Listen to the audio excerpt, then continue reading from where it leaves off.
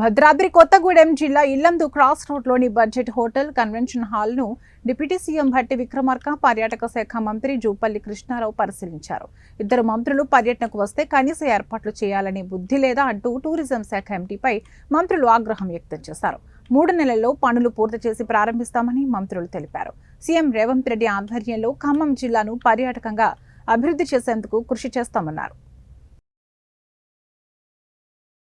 ఈ tourism plaza అవుతుందో ఇందులో రూమ్స్, విఐపీ బ్యాంక్వెట్ హాలు, వెలినరీ లాన్స్, ఫౌంటైన్ ఇవన్నీ కూడా పెద్ద ఏర్పాటు చేస్తున్నాం.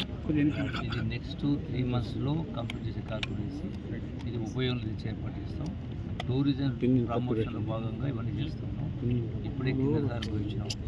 ఉదయం ఖమ్మం జిల్లా ఫోర్ట్ పైన రోప్వే, అట్లాగే ఆ బుద్ధవనానికి సంబంధించి నేలకొండపల్లు అక్కడ అభివృద్ధి కార్యక్రమాలు కూడా ప్రజెక్ట్ చేస్తాము. ఖమ్మం జిల్లాలో టూరిజంకి ఎక్కువ అవకాశాలు ఉన్నాయి కాబట్టి వీలైనంత వరకు ఎక్కువ ఫండ్స్ ఇచ్చి ఎక్కువ మంది టూరిస్టులను, ఆ టూరిస్టులు కూడా అన్ని ప్రాంతాల నుంచి అంటే జాతీయ స్థాయి, రాష్ట్రం నుంచి, గ్రామాల నుంచి టూరిస్టులు కూడా ఏర్పాటు చేస్తాను. ఈ ప్రభుత్వం అత్యంత ప్రాధాన్యత ఇస్తూ ఉంది. ఈనాడు ఈ యొక్క ప్రభుత్వం రేవంత్ రెడ్డి గారి నాయకత్వాన, బట్టి డిప్యూటీ సీఎం నాయకత్వాన ఫండ్స్ కూడా బాగా ఇచ్చి ఏర్పాటు చేస్తాము. సో డెఫినెట్గా ఈ ప్రాంతం మొత్తం కూడా ఒక కొత్త రూపం సంతరించుకుపోతూ ఉంది. Thank you.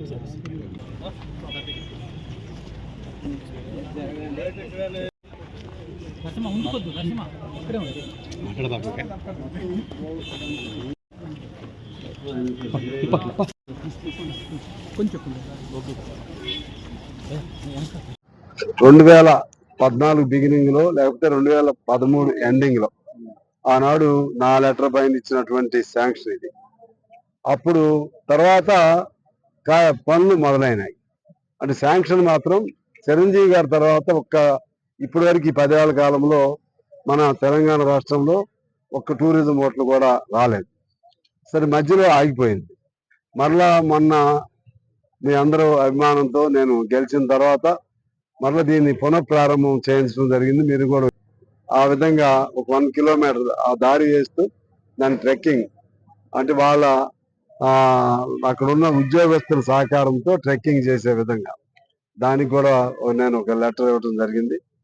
అదే పద్ధతుల్లో అక్కడ మణుగూరు వరకు కొత్తగూడెం టు మణుగూరు కారిడార్, మన టూరిజం కారిడార్ ఏర్పాటు చేయాలని కోరాను.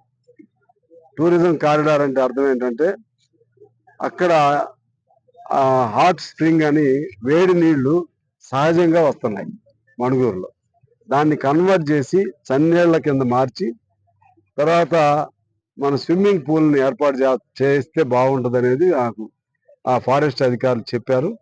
ఆ స్విమ్మింగ్ పూల్ని అక్కడ ఏర్పాటు చేస్తే ఇక్కడ నుంచి సఫారీ సిస్టంలో వాళ్ళు ఏర్పాటు అంటే ఫస్ట్ గెస్ట్ హౌస్లో ఉండటం వేళ కిన్నెరసాని దగ్గర, అక్కడ నుంచి ఒక రోజు 2 రోజులు పర్యటన పెట్టుకోవడానికి మణుగూరు వెళ్ళొచ్చు, భద్రాచలం దేవాలయం చూడొచ్చు, ఇంకా పరిసర ప్రాంతాల్లో కూడా చూసి మళ్ళీ సాయంత్రానికి ఇక్కడికి రావచ్చు. ఆ స్విమ్మింగ్ పూల్లో స్నానం చేస్తే అది ఆరోగ్యానికి అంటే జబ్బులు ఇటువంటివి కూడా ఉండవని చెప్తున్నారు వాళ్ళు.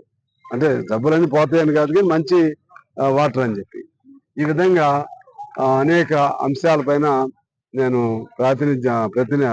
ప్రతిపాదనలు కూడా వారికి ఇవ్వటం జరిగింది. అవన్నీ కూడా సానుకూలంగా పరిశీలన చేస్తామన్నారు. అలాగే ఇప్పుడు ఇది కూడా ఈ హోటల్ కూడా ఇది పూర్తి అయితే 2 నియోజకవర్గాలకి సెంటర్లో ఉంది. 3 పట్టణాలకి ఆ వరుస వస్తే ఇటు కొత్తగూడెం అండ్ పాల్వంచ, అలాగే ఈ పక్కన దాదాపు టేకులపల్లి వరకు దీనిలో ఉన్న గొప్పతనం ఏంటంటే ఫంక్షన్ హాల్ ఉంది బాగా. ఈ ఫంక్షన్ హాల్ కూడా వాళ్ళు ఉపయోగించుకోవచ్చు. దీని కొద్దిగా ఏసీ అవన్నీ ఏర్పాటు చేస్తే మనం పాల్వంచి వరకు వెళ్ళే పని లేకుండా 800 సీటింగ్ ఉన్నటువంటి ఫంక్షన్ హాల్ ఇది.